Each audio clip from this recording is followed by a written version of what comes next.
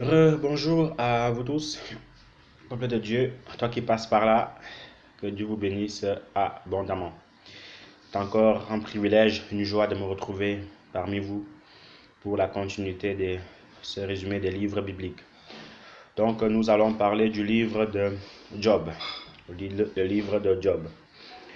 Le personnage principal de ce livre, c'est Job, le serviteur de Dieu. On peut le qualifier de livre d'un test, voilà, une épreuve, puisque nous allons le voir en parcourant ce livre, comment cet acteur-là a beaucoup souffert, mais la fin en fait a été grandiose par la grâce de Dieu. Donc c'est un livre qui comporte 42 chapitres. Déjà au premier chapitre, nous voyons comment la Bible nous parle d'un homme, voilà, qui avait une belle vie, tranquillement, tout se passait bien, et qui craignait vraiment le Seigneur en fait, voyez-vous, qui craignait vraiment le Seigneur, qu'il avait sa femme, il avait ses enfants, ses brebis, ses bétails, vraiment béni, hein, énormément béni. Mais voilà que Satan, comme lui, il est toujours là pour nous titiller, pour nous attaquer, pour nous faire tomber. Alors, il va voir l'intégrité de Job, il va voir l'intégrité de Job, et puis il va dire à Dieu, tu sais, celui-là, là, Job, tu sais, celui-là, là-bas, si tu crains, c'est parce qu'il sait que tu l'as béni, hein. Essaie juste de le toucher, tu vas voir, il va te maudire devant, il va te maudire devant. Alors, qu'est-ce qui s'est passé, frères et sœurs? Satan va demander à Dieu de d'attaquer Job, parce que j'aimerais attirer notre attention ici, c'est que Satan ne fait jamais rien sans avoir demandé une permission à Dieu. Je m'explique. Avant que Satan ne touche un enfant de Dieu, il demande la permission à Dieu. Comprenons-nous bien. Avant que Satan ne tue ne serait-ce qu'une mouche, il demande la permission à Dieu. C'est, Maître, créateur du ciel et de la terre, est-ce que je peux tuer la mouche? Si Dieu lui dit oui, il peut la tuer. S'il dit non, il ne tue pas, il ne tue pas. Donc c'est comme ça que ça fonctionne avec Satan et Dieu. Donc parfois aussi, souvenez-vous de ce que l'apôtre Paul dit que il avait une écharde en fait. Il avait une écharde en lui à chaque fois quand il voulait se détourner de la parole de Dieu, quand il voulait en fait être orgueilleux, ce démon-là venait pour lui remettre sur la bonne voie. Donc c'est le Seigneur en fait qui permettait cela. Ne me demandez pas pourquoi Dieu étant grand, pourquoi il fait telle chose. Il fait de telles choses en fait, hein. Mais c'est parce que il est Dieu. Voilà pourquoi il est Dieu. Il fait ce qu'il veut tout simplement. Donc, c'est un peu ça. Mais toujours dit, c'est que voilà que Satan va demander la permission de toucher à Job. Le Seigneur va lui dire, écoute, touche à tout ce que tu veux, touche à tout ce que tu veux, à son bétail, à ses enfants, mais ne le touche pas lui, ne le touche pas l'homme Job. Et Satan étant arrogant, étant voilà, quelqu'un de têtu, il va dire à Dieu, de toute façon, un homme ne donne que ce qu'il a. Donc on va voir ici s'il va pas en fait t'abandonner. D'ailleurs, on va aller lire ce que Satan va dire à Dieu au sujet de Job. C'est un message, c'est un passage qui m'a vraiment interpellé. Satan qui parle à Dieu au sujet de Job. Donc, Job chapitre 2, de verset 4 au verset 6. Et Satan répondit à l'Éternel, peau pour peau, tout ce que possède un homme, il le donne pour sa vie. Mais étant ta main touche à ses os et à sa chair, et je suis sûr qu'il te maudit en face. L'Éternel dit à Satan, voici, je te le livre, seulement épargne sa vie. Et Satan se retira devant sa face, devant l'Éternel. Bon, c'est aussi en fait un très bon livre que vous pouvez aussi méditer par la grâce de Dieu, surtout pour vous qui passez dans des moments de difficulté. Le Seigneur vous exhortera par rapport à cela. Donc, Satan va dire à Dieu, écoute, tout ce que possède un homme, en fait, il le donne en fait pour sa vie. Il doit donner tout ce qu'il possède pour sa vie. C'est grave ici. C'est-à-dire, il n'a aucune pitié, quoi, le gars. Il n'a aucune pitié, aucun sentiment, rien. Il est là pour détruire, égorger et voler. Voilà. Ça, c'est son but à lui. Même quand en fait Dieu va lui dire, prends quand même ses bétails, prends quand même ses biens, mais ne touche pas à lui-même. Il va encore vouloir prendre la vie de Job. Alors Dieu lui a dit, non, tu ne prendras pas sa vie, fais ce que tu veux, mais tu ne prendras pas sa vie. Et une fois de plus, Satan va encore discuter avec Dieu. le Seigneur va lui demander, Satan, Satan, d'où sors-tu? Satan va lui répondre, de parcourir la terre et de m'y promener. Donc le gars, il se promène quoi. Il se promène tranquille dans la nature, il regarde les enfants de Dieu qui sont en train de prier, il regarde encore d'autres qui ne prient pas. Voilà pourquoi la Bible dit dans 1 Pierre chapitre 5, le verset 8 à 10 que soyez sobres, réveillés, car le diable rôde comme un lion rugissant, cherchant qui il dévorera. Donc il rôde. Et quand quelqu'un rôde, en fait, il cherche les proies faciles, il cherche par où il va attaquer, il cherche en fait nos points faibles, tout simplement. Donc il rôde. Tenons seulement bon et soyons en fait sur nos gardes. Donc, en poursuivant, le Seigneur va quand même laisser en fait la possibilité à Satan de toucher à Job, donc à ses bétails, à ses enfants. Et la Bible nous apprend que Job ayant 7 enfants, ayant tous ces bétails-là, il va tout perdre en un jour. Un premier va venir, tes enfants étaient rassemblés, ils sont morts, ça c'est mort, mort, mort, mort, mort, mort, mort. Je ne sais pas si quelqu'un de nos jours, ou si en fait de toute la Bible, a aussi entendu le mot mort le même jour que Job. Alors, étant touché par rapport à cela, étant fatigué de tout, il s'est dit, non, là, ça n'est de trop. Il a commencé à maudire le jour de sa naissance. Il a commencé à maudire tout. Mais, la Bible nous apprend en fait qu'il était intègre. Et c'est cette intégrité en fait qui l'a aidé à rester dans la crainte de Dieu. Puisque même sa femme étant venue en lui disant que, écoute, tu vois comment le Seigneur t'a abandonné, non? Tu vois, on n'a plus rien à manger. Il faut abandonner Dieu, on retourne le monde. On repart faire nos affaires et puis la vie est belle, quoi. Job lui a dit, l'Éternel a donné, l'Éternel a repris, que son nom soit béni. Hein? On lui a dit, hein? Donc tu demeures intègre après que tout ce que Dieu t'a fait. Frères et sœurs, c'est aussi une leçon à tirer par rapport à cela. C'est quoi? C'est que quand nous servons le Seigneur, soyons prêts à tout. Et apprêtons-nous à tout ce qui peut nous arriver. Parce que Dieu, il fait ce qu'il veut, il le met. Si tu comprends cela, tu as tout compris avec Dieu. Mais si tu te dis que pourquoi Dieu a enlevé ma femme, pourquoi Dieu a enlevé mon mari, pourquoi Dieu a enlevé mes parents, non, ne l'en veux pas. Tu peux être triste, c'est normal, nous sommes des humains. Tu peux, voilà, bouder, nous sommes des humains. Mais sache que si tu t'écartes du droit chemin, du chemin de Dieu, c'est toi qui es perdant parce que ce n'est pas parce que tu t'écartes du droit chemin que Dieu ne sera plus Dieu. Non, loin de là. Il va même continuer à rester Dieu. Mais c'est à toi de comprendre que si tu as un mari maintenant que Dieu l'a enlevé, celui qui t'a donné ce mari-là, c'est celui en fait qui a le droit de te l'enlever. Et vice-versa aussi. En tout cas, Job, il va se faire consoler par personne. Voilà, il va se faire, même sa femme, qu'est-ce que tu fais? Tu perds ton temps. Allez, balance, laisse Dieu tranquille. Job est resté intègre. Donc vraiment, frères et sœurs, soyons aussi intègres dans les choses de Dieu. Quoi qu'il en soit, quoi qu'il advienne, restons intègres et continuons à être intègres dans les choses. Parfois, ce n'est pas facile l'intégrité, c'est même pas facile du tout. C'est loin d'être facile.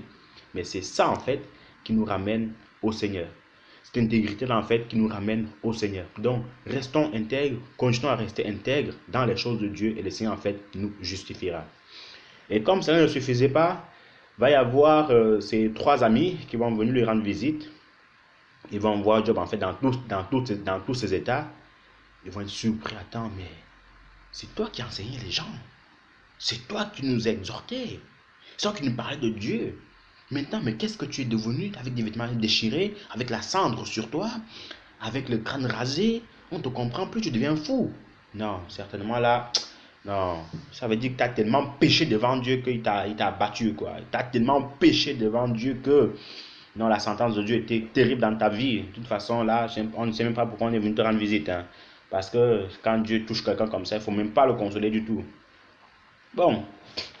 Première erreur, parce que vous savez, quand quelqu'un est dans les difficultés, quand quelqu'un est triste, quand quelqu'un a connu un deuil, mon frère, ma soeur, il ne faut pas en rajouter. Oh. Il faut venir le consoler, mais pas venir abuser. Parce que c'est comme quelqu'un en fait qui a mal à la tête, qui a les maux de tête. Toi, tu fais encore du bruit avec le marteau. Boum, bing, bing. Est-ce que tu es en train de l'aider ou est-ce que tu es en train de l'enfoncer? Donc, c'est ça que ça veut dire. C'est ce que Job, en fait, a reçu. Bon, nous voyons, en fait, vraiment, à partir du chapitre 5, Job va commencer en fait à discuter avec ses amis. Il y avait Elihu, il y avait Bildad, il y avait un autre. Voilà, ils discutaient, c'est simplement parce que tu as péché, que le Seigneur t'a puni, parce que certainement ci, certainement ça. Mais bon, vous pouvez voir en fait tous ces dialogues-là, voilà, c'était vraiment tu me lances, je te lance, tu me lances, je te lance, Job se justifiait, ils accusaient Job, Job se justifiait. Tout le monde avait perdu en fait le sens, quoi, le sens de la raison. Parce que Job aussi avait perdu en fait le sens de la raison, étant dans la difficulté, au lieu que ses amis viennent pour le consoler, parce qu'un ami en général est là pour consoler, pour encourager, pour exhorter, mais ils vont venir en fait pour le déstabiliser davantage, pour encore l'enterrer.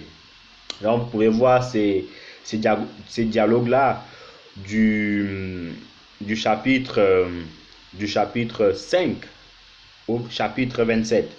Donc c'est long, ils ont beaucoup parlé, énormément parlé avec les accusations, les chefs d'accusation, comment Job a péché, comment Job aussi les détestait, comment ci, comment ça. Je vous laisse seulement découvrir. Et puis, à partir du chapitre 28 au chapitre 32, nous voyons comment Job va faire le monologue avec Dieu.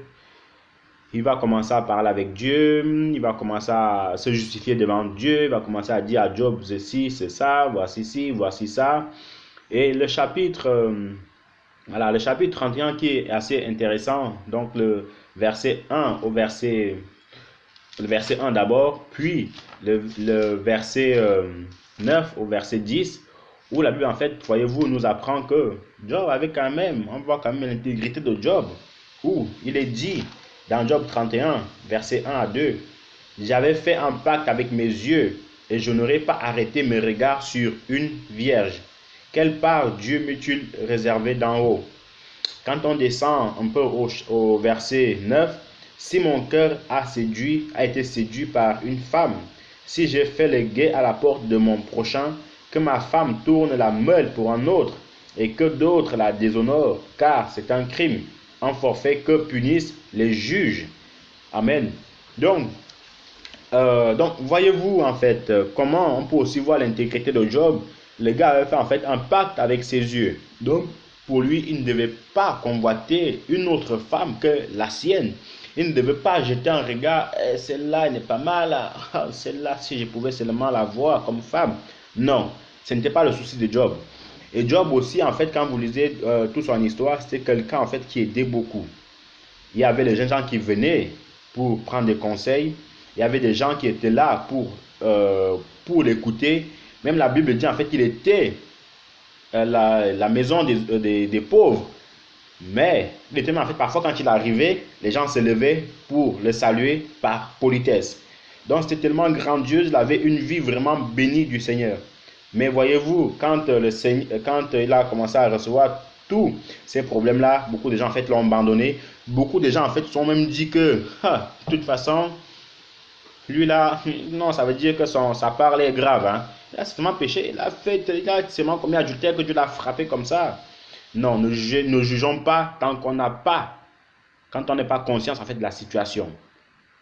En tout cas, donc en poursuivant, et Job va faire le monologue avec Dieu. Vous savez, quand vous êtes tout seul, vous parlez, mais Dieu, pourquoi tu m'as fait ça? Moi, je t'intègre, moi, j'ai dans ta parole, je la lisais, je la méditais, j'enseigne même les autres. Seigneur, pourquoi tu m'as fait ça? Le Seigneur va l'écouter du haut de son trône. Alors, Dieu va lui répondre. Verset 41, il va lui dire, Job, écoute, de qui suis-je le débiteur? De qui suis-je le débiteur? En fait, en gros, à qui je dois de l'argent? Au ciel, tout m'appartient.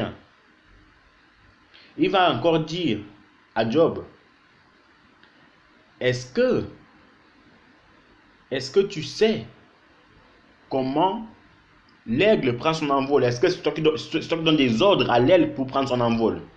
Est-ce que c'est toi qui dis à l'hippopotame qui est fort, qui marche? Est-ce que c'est toi? Donc, le Seigneur va tellement lui poser ces questions, parce que Job voulait se justifier devant Dieu, que Job va reconnaître la puissance, la grandeur de Dieu en lui disant que, écoute, non Seigneur, tu as raison, c'est moi le fautif, tu as raison, je m'excuse. Et qu'est-ce qui s'est passé après quand on arrive au chapitre 42? La Bible nous apprend que Job va s'asseoir, il va dire, Mon oreille avait entendu parler de toi. Maintenant, mon œil t'a vu. Cependant, je me répands sur la poussière et sur la cendre. Et quand Job s'est humilié comme ça, il s'est fait petit comme ça, alors à la fin de son histoire, la Bible dit que le Seigneur lui a restitué ce qu'il avait. Il a même encore redonné encore le double de ce qu'il avait. Donc en gros, si Job ayant 7 enfants au départ, et à l'arrivée, le Seigneur lui a accordé 14 enfants. Si par exemple Job avait 1 million de brebis, à la fin il avait 2 millions. C'est pour dire quoi? La moralité de l'histoire, c'est quoi? Comment dès le départ, c'est un livre de tests. Le Seigneur nous fait passer par des tests. Le Seigneur nous enlève beaucoup de choses, frères et sœurs, vraiment. Même moi aussi, hein, j'apprends. Et au travers de ces histoires-ci, je me dis aussi que non, Dieu est grand et je ne veux pas le faire. Je veux palper en fait sa grandeur. Je vais vivre ses miracles. Je vais vivre ses bénédictions. Je vais être une bénédiction en personne. Donc, soyons de cela. Quand Dieu nous donne, alléluia, amen. Quand il reprend, on dit aussi alléluia, amen. Ne commençons pas en fait à nous agiter, à commencer à maudire Dieu, à commencer à vouloir nous écarter. Non, ce n'est pas la bonne position devant le Seigneur. Ce n'est pas du tout en fait la bonne décision devant le Seigneur. Que le Seigneur nous donne, amen, gloire à Dieu. Qu'il ne nous donne pas, amen, gloire à Dieu. Mais vraiment, ayons cette attitude-là, cette posture-là en fait d'enfant, de celui qui reçoit d'esclave. Un esclave, c'est quoi? Un esclave, c'est quelqu'un, son maître lui donne, il dit merci. Son maître ne donne pas, il dit aussi merci. Quand même, en fait, son maître reprend ce qu'il lui a donné, il ne bronche pas, il est là. Donc, vraiment, toi, ma soeur, toi, mon frère, ou même toi, passant, qui reste cette vidéo aussi, sache que le Seigneur, il est assis sur son trône, il gouverne tout, il sait tout. Il sait de quoi est fait le lendemain, il sait de quoi est faite ta vie. Mais en tant que Seigneur aussi, en tant que Dieu, il est aussi amené en fait à te passer par des tests pour voir si tu vas réussir ces tests-là. Si tu vas réussir ce test-là, alors il te fera passer en classe supérieure. Mais si tu échoues, tu vas redoubler autant de fois que tu devras redoubler jusqu'à ce que tu reconnaisses la grandeur de Dieu. Ça, c'est sa puissance aussi. Donc, mes frères et sœurs, sachant que le Seigneur nous fera passer par des tests, par des épreuves. Tu as le droit de pleurer, hein? Tu as le droit de pleurer, c'est normal. Tu as le droit même de bouder, c'est normal. Mais ce que je t'encourage de ne pas faire, c'est de s'éloigner en fait du troupeau de Dieu. Ce que je t'encourage de ne pas faire, c'est de dire que c'est fini avec Dieu. De toute façon, j'espérais des choses avec lui, il ne m'a pas donné, alors j'arrête. Non, mon frère, non, ma soeur, n'arrête pas, continue. Peut-être même, si le Seigneur t'enlève le peu que tu avais, c'est pour te préparer encore 4 fois plus.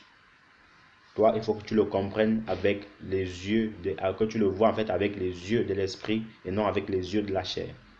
Il faut que tu sois assez mature pour comprendre cela. Il faut que tu sois vraiment assis dans la parole de Dieu pour que tu comprennes cela. Et pour être assis dans la parole de Dieu, de la méditer, prier, dire à Dieu, Seigneur, ouvre mon esprit, ouvre mon entendement pour que je sache ce que tu es en train de me faire préparer, quelle épreuve tu es en train de me faire passer et comment je dois agir. Si tu réagis comme ça, tu seras beaucoup béni. Et le Seigneur, en fait, t'utilisera davantage. Donc, c'était un peu ça. J'ai une pensée pour ceux-là qui désirent se marier, qui désirent se fiancer. C'est une bonne chose. Mais préparez-vous dans la soumission pour les sœurs. Préparez-vous pour les chefs de famille, pour les frères. Et comme ça, en fait, le Seigneur vous enverra les bonnes personnes pour vous unir par sa grâce. Toi qui ne sais pas qui est Dieu ou qui vient de naître de nouveau, sache que le but de Dieu, c'est que tu sois sauvé. Le but de Dieu, c'est que tu aies une vie complètement changée. Le but de Dieu, c'est que tu aies une vie qui l'honore. Et puis, peut-être il mettra des hommes, des femmes affermis pour t'apporter la parole.